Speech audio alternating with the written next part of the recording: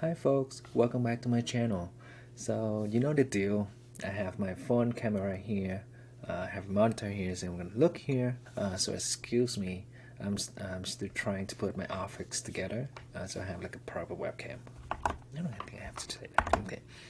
Hi folks, welcome back to my channel. Hi folks, welcome back to my channel. So you know the deal. I have my phone camera here and I have my monitor here, so I'm gonna look at my monitor. Alright, a couple of days ago I put out a video about solving a React challenge but using Angular.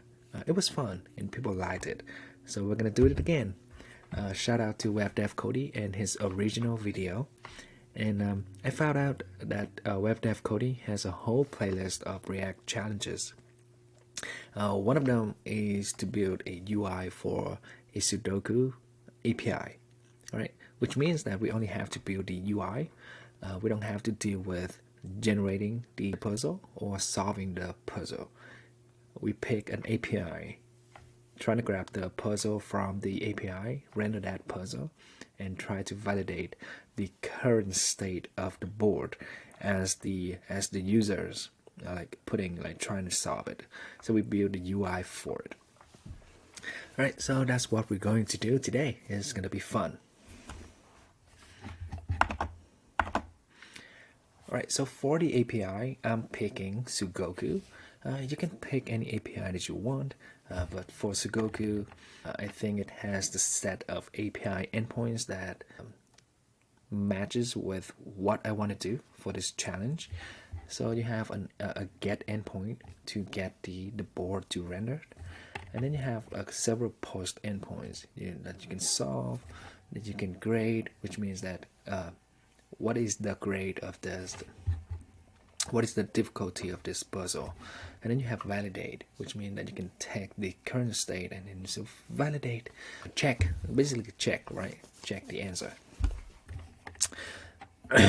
Now this API doesn't work with JSON file, so we have to encode it, and the GitHub repo does have some code to help us encoding the information, which we can do. So that's what we're gonna do. So here, I'm gonna copy that code later, and this is an example of sending a request to the solve API endpoint. Alright, so that's what we're going to use, and let me copy this board, and I have this over here. This is what it's going to give us. It's going to give us a board, like an array of number array, to allow us to render the Sudoku board, right? Just like last time, I have an Angular CLI application. I already saved you guys time by setting up the tailwind and with welcome to NG Sudoku. So this is where we're going to start. Alright, now the first thing I want to do is to just create like a new component. So say Sudoku game.ts. So this is class Sudoku game. It's going to be a component. Selector app Sudoku game. Standalone to template that, and I want change direction on push. Sudoku game. Save that. Now let's render our component with app Sudoku game. Yep. So this save. And move that as well. There we go. So now go back here. Now we have Sudoku game.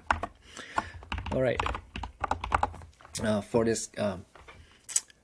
For this challenge, I want to create like a separate service to manage state and to fetch the initial data for the board. So let's create a file called gameservice.ts, and I write my service with functions. I don't use class service anymore unless the project like guideline uses classes, but I use function. I write my services with function now. Now you can debate. I mean, you can argue with me on that, but it's just my preference. You don't have to follow. You can write class service if you like, but I write function service. And to do that, I'm gonna install, and you would write functional service with injection token. And to do that, I'm gonna install a utility library, ng extension, that is maintained by the community. Ania and I started it, but it's being maintained by the community. And it has a utility that help with creating injection token and all of that. So I'm gonna install that, and I'm gonna use that utility. So it's gonna be npx ng add ng extension. Say yes. It's gonna set up everything like tsconfig and blah blah blah for you. So now we have that. I'm gonna import from ng extension, and the utility is create injection token. And this utility return a tuple, and I don't want this to be in a root token. Now this is not a tutorial on ng extension, which I'm gonna make a video, like a separate video for that later. But just for this one, it's just gonna write the code using ng extension, right?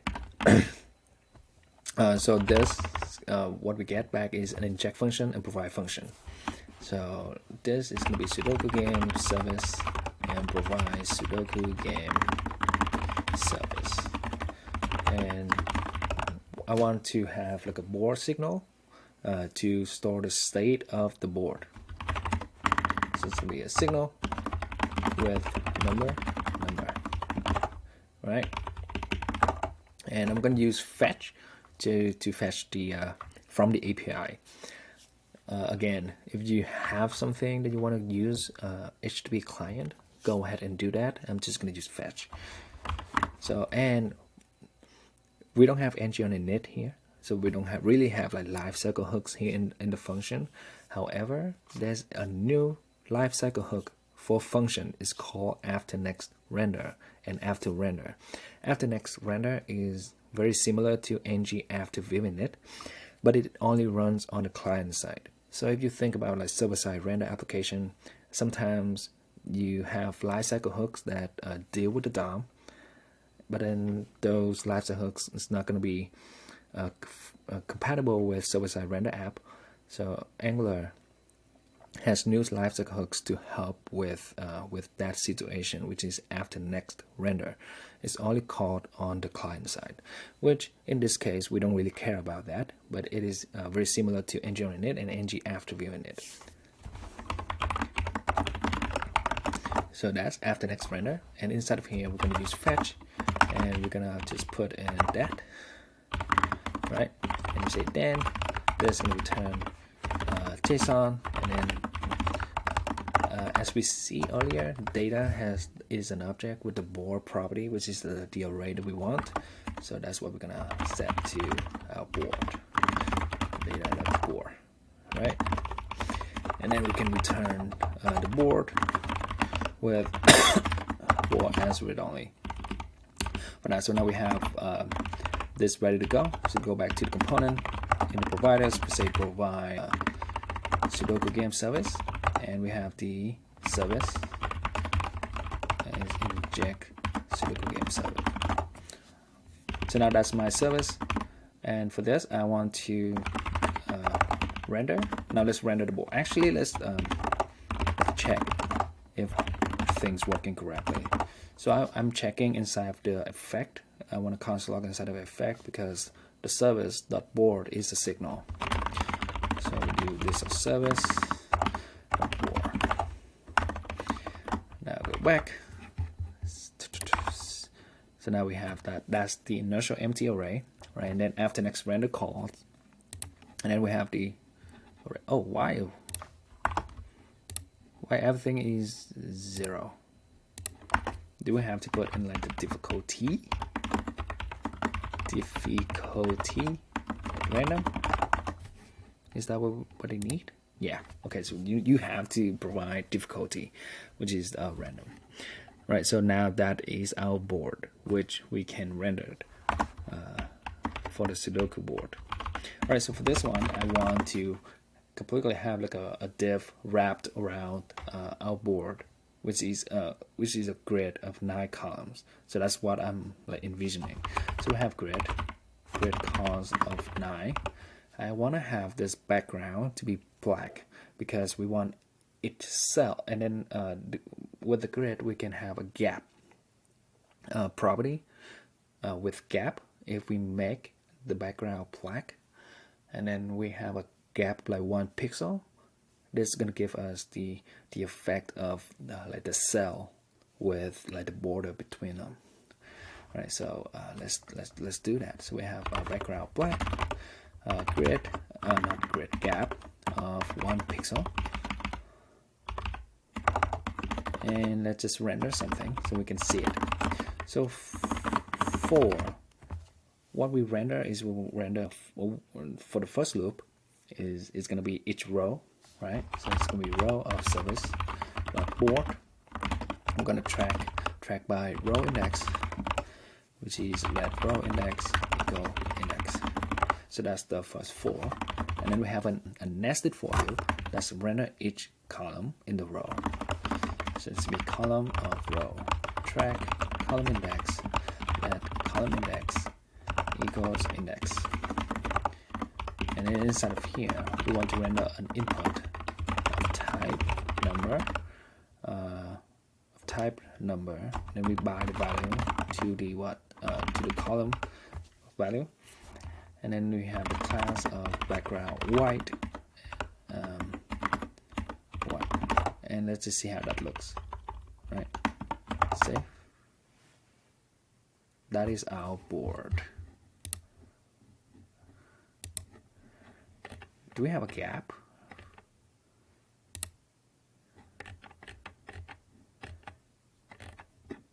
Oh, we don't have tailwind. Right, we don't have tailwind. Oh, we're missing the content. So it's gonna be that.html ts. Save that. Go back. Yeah, this is what we want. All right, this is what we want. So now we want to constrain the grid to like a specific height and width, so it's square. So go back to this. We have edge 96, width 96. That's the maximum number of the default of tailwind. You can increase this like to like 400 pixels if you like,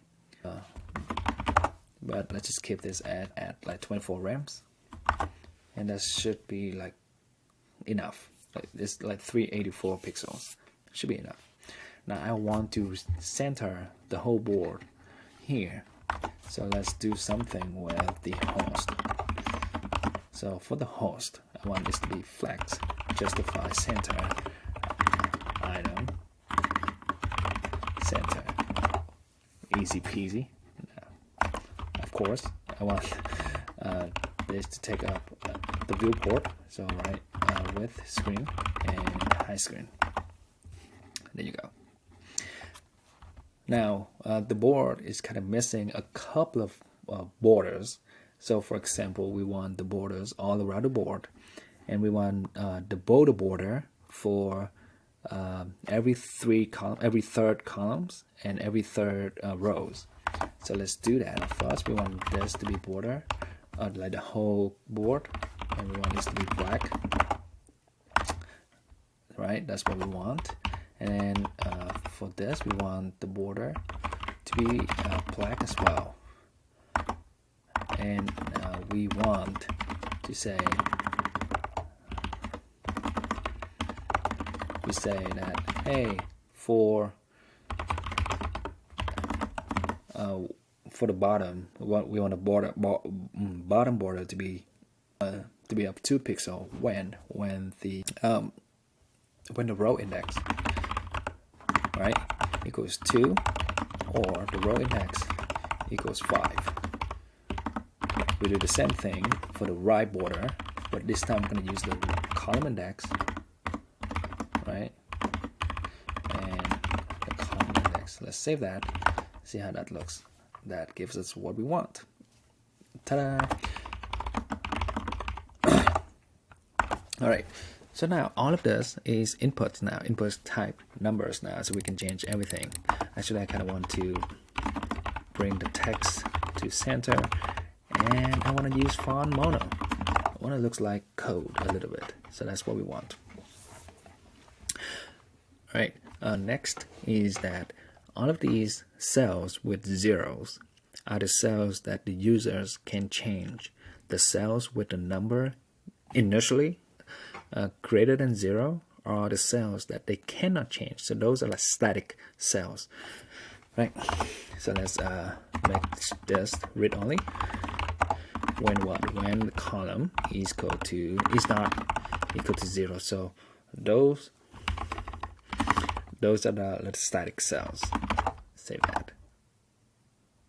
And for value, we only want to show the value if they are static. So if they are not equal to 0, then we want to show it. If not, we will default to like an empty string.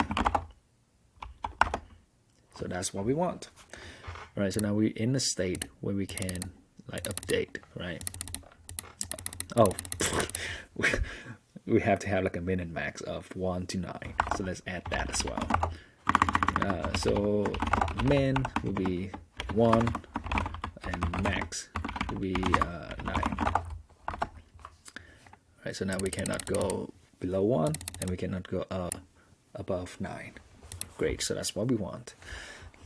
Now, next is a way to update the board. And let's create a function in our service called update board. Now this is tricky because our board looks like this. So I want to copy the board. That. Oops.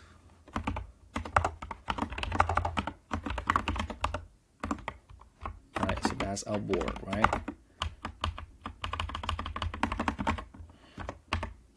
Now we want to grab. Now we want to grab this. We want to grab that, and we want to replace this with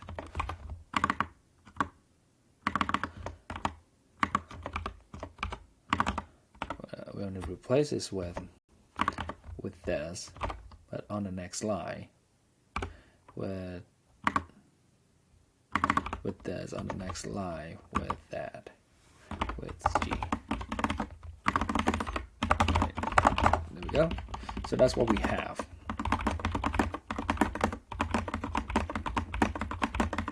And let's say a user update this, so they have to send in what? They have to send in the index, right? The index of that row and the index of that column inside of that row, and the value, the new value. To update that immutably, it's gonna look a little bit ugly, but it is okay. It is okay. So what I want to do is, yeah, it's fine. It's fine. So we say we want the new value, we want the row index, and we want the column index, right? And we say the board dot update, and we have the previous board, and we want to map over this. And the first map, the first loop, we get the row, and we get the row index, right? And say if the row index is not equal to the row index we want to render, we want to update, we just return the row. If the row is the one we want to update, we do another map, row.map, and we get the column and we get the column index, right? And then we say if the index is not equal to the column index, we return the value, and if not, we return the new value. So this is the logic to update the board, I think. Let's see if it works. And we let's expose that. So this is what I like about function sidetrack. This is what I like about writing function as a service, is that I can write whatever I want inside of the service. I don't have to think about this first, and second, whatever I return is what I expose. I don't think about public, private, none of that. All right, so that's just my preference. So now we have that. Let's go back to here, and this is have a change event. So on change is pass an event. on change is accept event, and then we just grab the value. It's an event target. Now it's set because this is an event target unknown, and we want the value as number on it. Well, we just do a type assertion here with HTML input element, and that's gonna give us what we want. And we're just gonna assume that these validation works, so we're not gonna add any extra validation. Let's just assume that we're on a time, like we're on a time box take home interview, things like that, right? So we want to make sure that we get the functionality in place before we worry about all of these validations or edge case. Right, so now we have the value. We just call this is a service, update board, passing the value. We need the row index and the column index from the template. So we do that, number, and let's pass that in, row index, column index. Save that. And let's go back here and let's make sure that it works. So for this one, let's say one is actually update the board. This is our effect that we're checking the console log, right? And that is the third row, and that is that's the value we update. Let's see if it. Oh no, it becomes read only. And that's the bug, right? So we're saying it's read only if the value is not equals to 0, but we did not take in the consideration of, was it initially 0 or was it updated to be 0? Right, so let's think about it for a second, because this is tricky. So this is what we get back, right? And we can set up here when we get the data back from the API, so we can loop over the data and to keep track of all of the indexes of the static cells. Another approach is that when we update one, we will keep track of that. And so let's say here, so we'll say here we update, we track the row plus column indexes, and those are the ones that should not be read only, right? So if we were able to update it, those are not read only, so we can keep track of those, and we can just use a simple record to keep track of it. So what I want to do is I'm going to say cons dynamic, let's say dynamic cells. It's going to be a signal of record of string, and just say boolean for now, right? It can be anything, but it's pretty much that. Or we can use a set. Let's just use a set. I think a set is better. Let's use that. This is a new set of string. Right, so in here we say that dynamic cell dot add, dot add. The value will be the row index with the column index. That will be our value. Right, and we're using the set, so we don't have to worry about the deduplication, and set has some nice utility for like checking. So there's that, and we can have an easy function. Now again, another thing is that I'm okay with calling functions on the template, because with Signal we don't have to worry about those as much.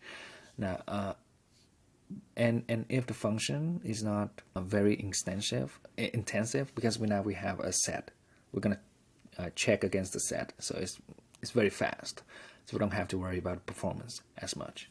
I'm just gonna have a function. Usually, if you worry about too much about performance, you can have a pipe for that.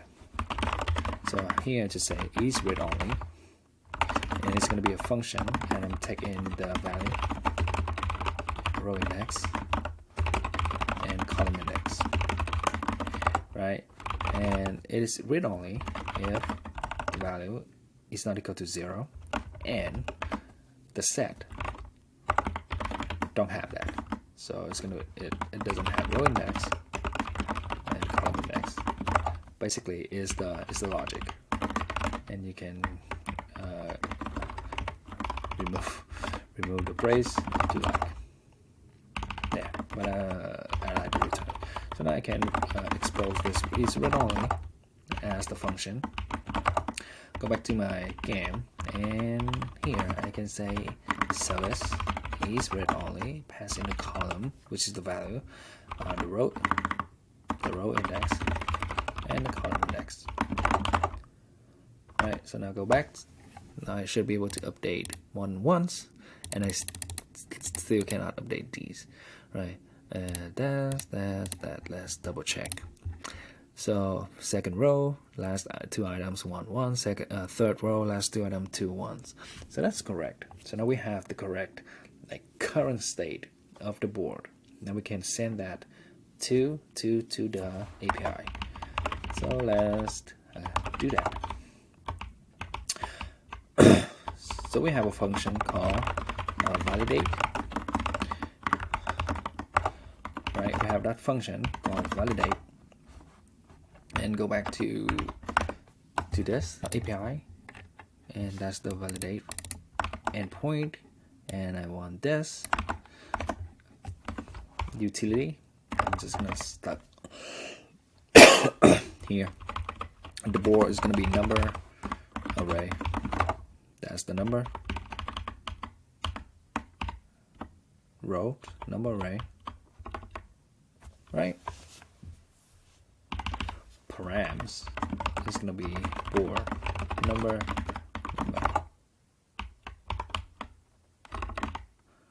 String number.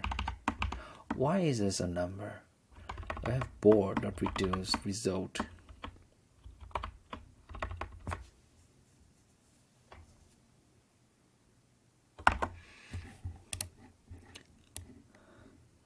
This is correct. Let's see. Let's see if it works.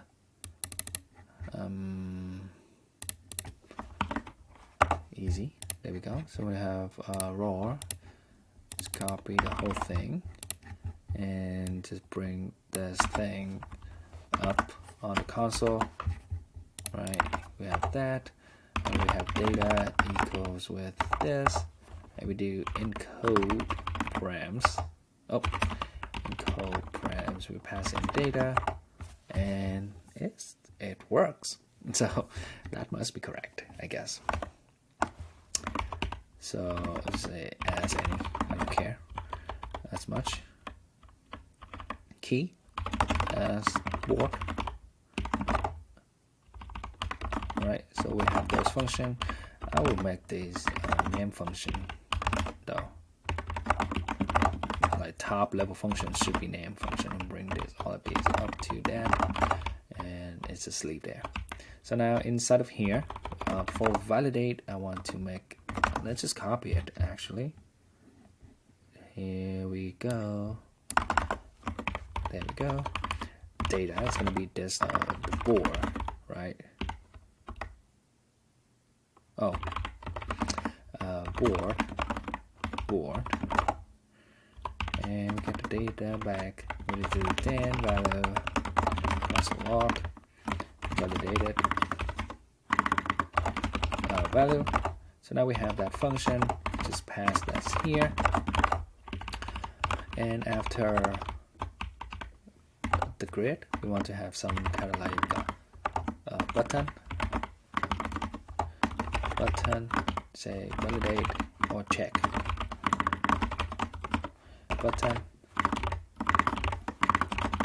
and some class of px4 py2 bg blue 400.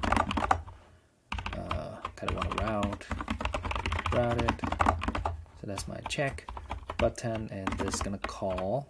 It's gonna type button. It's gonna call service dot validate. There we go. And Sudoku. Oh, as a check, let's do flex con here. Yeah. make sure there's a gap between them, and I kind of want this to have like a text of white. There we go. So I'll take that and go check. Solved. Oh.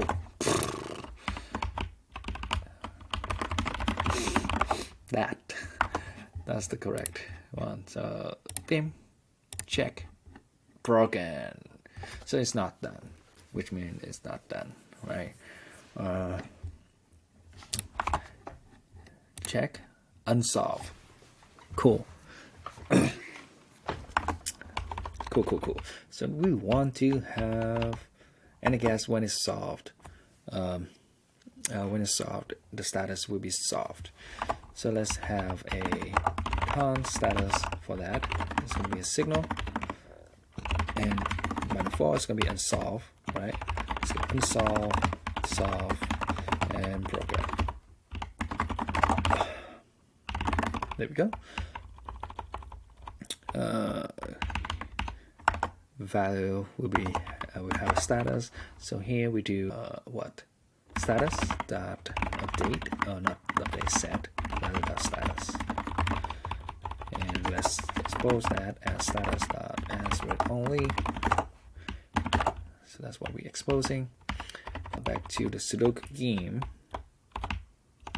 and when we click the check, maybe you can have a like loading state, like that's what you want to do. If that's what you want to do, you can do that. And you can also like disable the button when it's loading, but we're not going to worry about all of those now. Right, and if it's broken, maybe we will flash.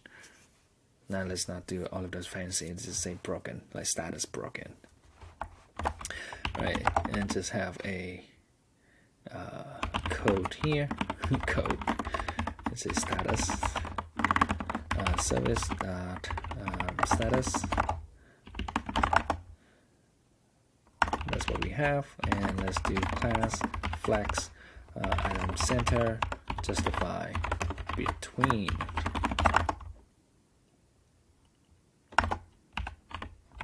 with full.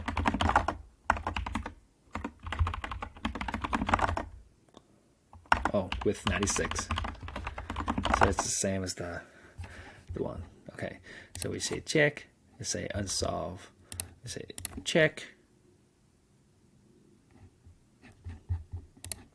Does it run? Oh.